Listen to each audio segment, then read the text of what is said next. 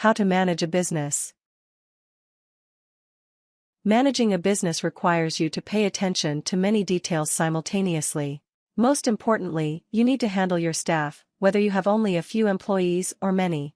You need to keep your staff motivated, well-informed, and satisfied in their jobs. At the same time, you need to handle your business's financial needs. This includes payroll, invoicing, purchasing, and handling taxes. Finally, you should always be thinking of ways to improve and increase the size of your business. Part 1: Managing employees. 1. Determine your necessary staff size. Whether you are starting a business from the ground up or are managing an existing business, you need to examine your staffing needs. You need to think about the tasks that get done and decide how much one person can do.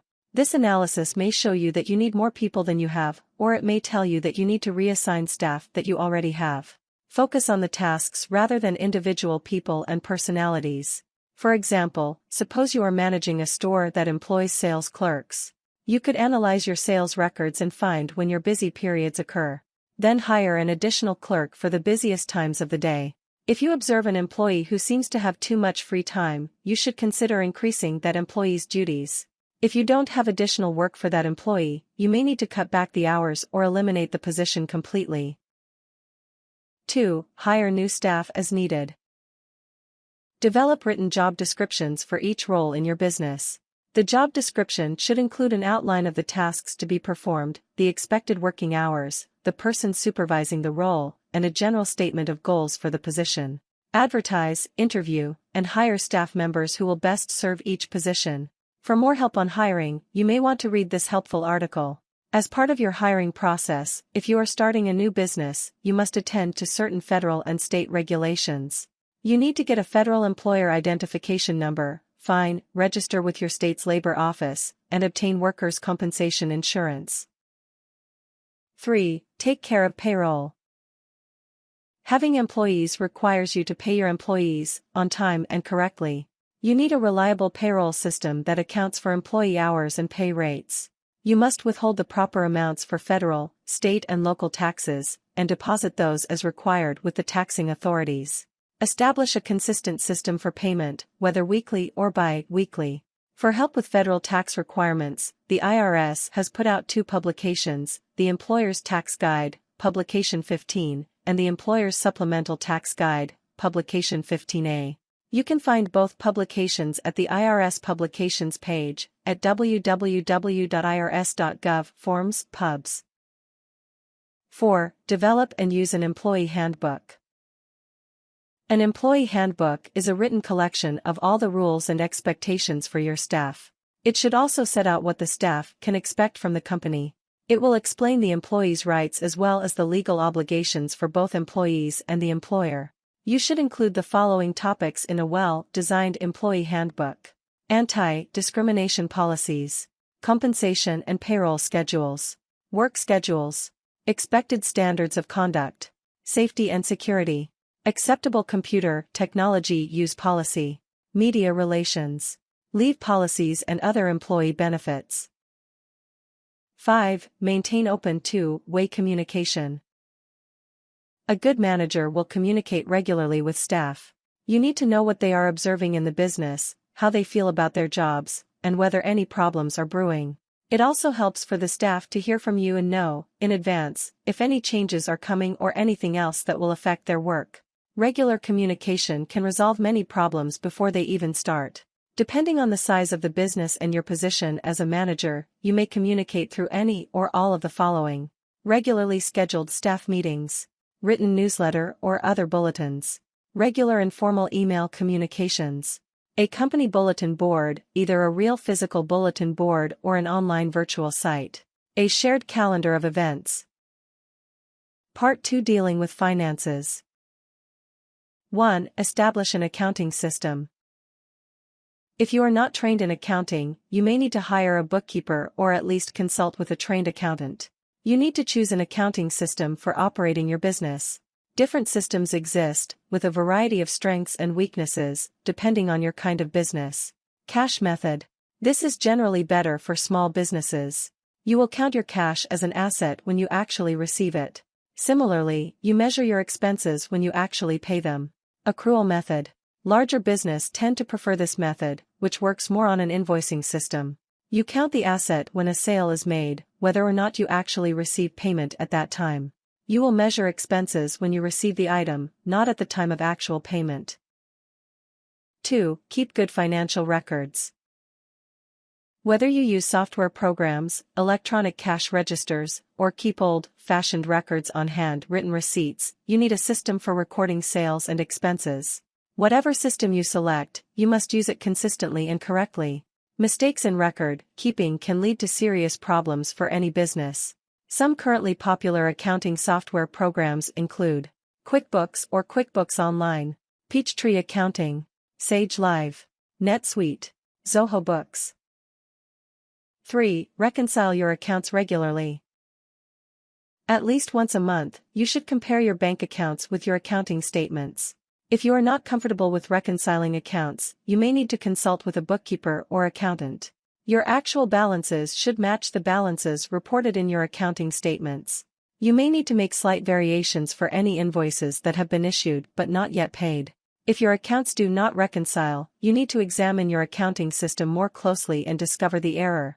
If you do this monthly, you can often catch mistakes while they are small and can be corrected. If not, your business can face big problems. Part 3. Expanding and improving your business. 1. Generate some growth ideas. Any business manager may want to do more business, but you need some ideas. Work with your staff to develop areas for growth. Try to identify what you can do to expand the business. Some specific considerations might include: reach out to a new customer base. Expand your hours of service. Increase manufacturing and sales. Change your advertising schemes. Hire more staff. 2. Create a marketing plan. Before just launching into a new area for your business, you need to plan. A good marketing plan defines your objectives, details your finances, describes staffing needs and helps you plan for the changes you anticipate. If you write a strong marketing plan and then follow it, your growth is more likely to succeed. For help with specifically writing a marketing plan, check out Create a Marketing Plan. 3. Plan a budget. Expansion costs money, and as the manager you will need to know where it comes from. As part of your marketing plan, you should develop a budget. You should determine if you can finance growth from the company's own revenues or if you need to borrow. If you decide to borrow, you need a plan for repayment over time, to keep the business profitable. 4. Implement your changes. Putting your plan into action can be the most exciting part of managing a business. Follow your marketing plan and make the changes that you laid out. If you need to increase staff, advertise and interview. If you are increasing manufacturing capacity, this is the time to purchase and install the new equipment. Whatever you set out to do, follow your plan and guide the process through. 5. Monitor your plan. As you implement the changes to your company, keep reviewing your marketing plan to stay on track. If your marketing plan contained a good budget, then you should stick to it. Follow the design that you set out. Even after your changes have been implemented, return to the marketing plan periodically to check your growth. Is your company moving in the direction you wanted? At least once a year, you and any other members of your management team should review the marketing plan and consider any changes you might need. Part 4. Dealing with conflicts. 1. Manage staff problems. This can often mean resolving conflicts. Ideally, your employee handbook should address any problem situation, and open communication should identify problems early. Even so, sometimes, things may rise to a level that requires you to intervene. You should try to be as impartial as possible and use your best judgment to resolve the situation. If an employee raises a complaint or concern, you should listen carefully to the problem. If another employee is involved, you should then give that person an opportunity to speak to you. Refer to the employee handbook if that can help address the situation. You may not be able to satisfy everyone involved. At least be fair and reach a conclusion that is best for the company as a whole. 2. Deal with customer disputes. If your business has regular customers, you are likely to run into complaints at some point. Handle these as respectfully as possible. Let the customer know that you respect their business and you are sorry for the problem, even if you don't believe you are at fault. If the customer is someone with an open contract with you, then refer to the terms of the contract to see if that will provide a solution. In the end, you should balance whether possibly losing the customer's business is worth the cost of addressing the complaint. For example, suppose your business supplies personalized stationery to other offices, and a customer refuses to pay for a shipment because the quality is poor. If you disagree, you should balance the price of that one invoice against the costs of suing for collection and losing that customer's future business. It may be better for your business to lose the value of one shipment but keep a long-standing satisfied customer. 3. Handle emergencies.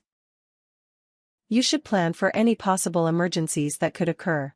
This includes anything from a staff illness or injury to a fire in your store or some natural disaster. Develop a written emergency plan to account for any kind of occurrence. Your plan should address every staff member's role, how to guide customers who may be in your facility, and how to work with emergency care staff when they arrive. Make sure that your facility is adequately stocked with the following emergency equipment, and that all staff know how to use it: fire extinguishers, smoke alarms and detectors, first aid kits, automated external defibrillators, AEDs. Part 5. Using outside resources for help. 1. Use resources from the SBA. In the United States, the Small Business Administration, SBA, is a federal agency that exists to help small businesses. The SBA website is full of resource materials about starting and managing businesses.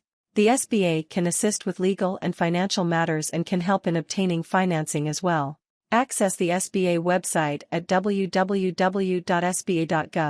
You can call the General SBA Answer Desk at 800-827-5722. Every state has one or more local district offices. You can find a listing of these district offices at https://www.sba.gov. Tools, Local Assistance, District Offices. 2. Use the IRS online resources. A big part of managing a business is handling the finances and taxes.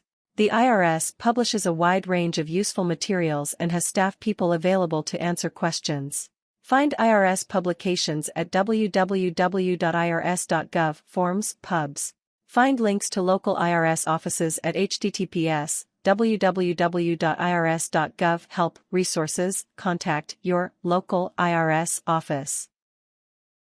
3. Join your local or national Chamber of Commerce. The Chamber of Commerce is an organization of business owners and managers. It is designed to help businesses succeed and support their communities. The U.S. Chamber of Commerce advocates on a national level for legislation that supports business activities.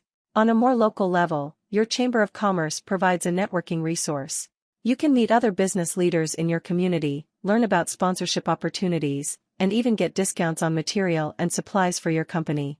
You can find out about joining the U.S. Chamber of Commerce at www.uchamber.com.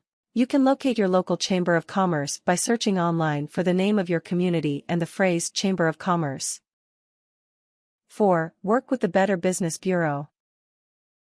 The Better Business Bureau, BBB, is a name for many independently run local agencies. Collectively across North America they form the Council of Better Business Bureaus, CBBB. Their objective is to build strong relationships between businesses and consumers. You can find your local BBB by searching at www.bbb.org. Becoming an accredited member of the BBB increases consumer trust in your business and often leads to increased income. 5. Network with other business leaders. Get out of your office and get to know other business leaders in your community. Speaking with other business managers can help you generate ideas for your own business. You can also build up goodwill with both consumers and suppliers. By meeting community leaders you can spread the name of your business and generate informal publicity. Such meetings often can lead to an increase of referrals for your business. You may find a group of like-minded managers and create a weekly or monthly networking group. Tips. Hire other professionals as needed. Running a business includes many legal and financial decisions. You should consult with a trusted attorney and accountant as necessary. If you are new to management or want to get into the field, you may want to go to college first. You can earn a degree in management or take individual courses to address specific needs.